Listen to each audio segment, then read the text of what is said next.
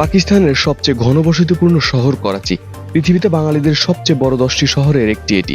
পাকিস্তানে বসবাসরত প্রায় 30 লাখ বাঙালির মধ্যে শুধুমাত্র করাচিতেই 20 লাখের মতো বাঙালি বাস করে, যাদের প্রতিনিয়তই সেখানকার অধিবাসীরা লাঞ্ছনা গঞ্জনা করে থাকে। তাদের বিশ্বাসঘাতক জালিম বলেও শুনতে হয় অপবাদ।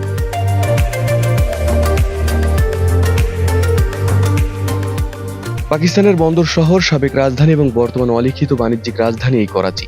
দ্য ইকোনমিক ইন্টেলিজেন্সের এক সমীক্ষায় বলা হয়েছে, করাচি পৃথিবীর সবচেয়ে বিপজ্জনক শহরও। আন্ডারওয়ার্ল্ড গ্যাংয়ের জন্য কুখ্যাত এই করাচি।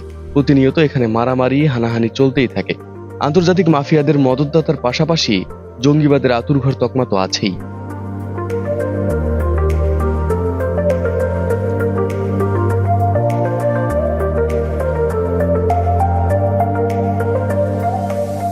ব্রিটিশ আমলে বাঙালিরা প্রথম করাচি শহরে পা রাখে। বিংশ শতাব্দীর প্রথম ভাগে সমুদ্র উপকূলবর্তী অঞ্চল থেকে বাঙালি জেলেদের নিয়ে যান করাচি উর্দুভাষী ব্যবসায়ীরা। Orangi town, Ibrahim Haider colony, Bilal town, Ziaul Haq colony, Musa colony এবং চিটাগং কলোনি সহ 132টি বাঙালি কলোনি আছে করাচির আশেপাশে।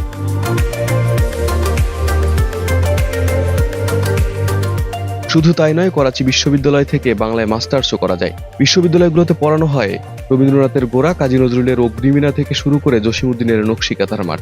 পড়ানো হয় হুমায়ুন আহমেদ, সুনীল শক্তিদের লেখাও।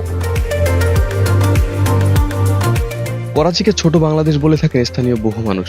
1947 সালে ভারত বিভাগের পর পাকিস্তানে চলে যাওয়া বাঙালিদের কিছুটা আপন ভেবে নিয়েছিল পশ্চিম পাকিস্তানিরা। তার পেছনে অন্যতম কারণ হলো ভারত বিদ্বেষ।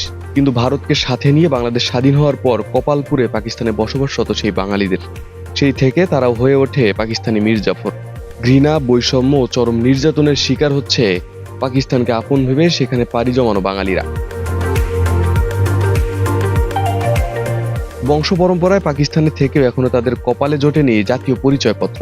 কাজ করতে হয় ওয়ার্ক পারমিট নিয়ে, সেটিও নিতে হয় ঘুষ দিয়ে।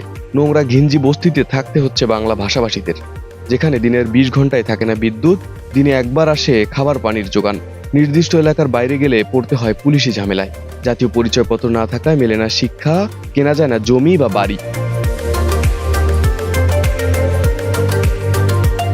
শিক্ষা বঞ্চিত হয় ছোটবেলা থেকে। শিশুরা বিভিন্ন ধরনের ছোটখাটো কাজে নেমে পড়ে। কেউ বা ফুটপাতে হকারি, সবজি বিক্রি, কেউ বা ছোটখাটো কারখানায় নামমাত্র মজুরি নিয়ে কাজ করে। আবার অনেকে জীবনের ঝুঁকি নিয়ে মাছ ধরতে গভীর সমুদ্রে চলে যায়। মূলত করাচির মাছ ব্যবসা বাঙালিদের উপরই নির্ভরশীল।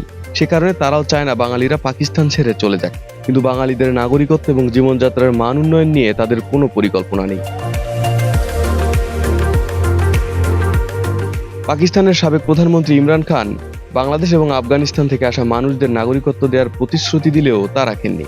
বারংবার আন্দোলন করেও লাভ হয়নি।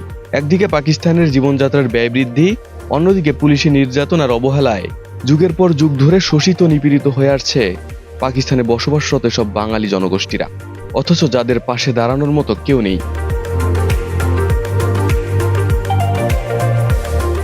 আরিফ হাসান, ঢাকা প্রকাশ।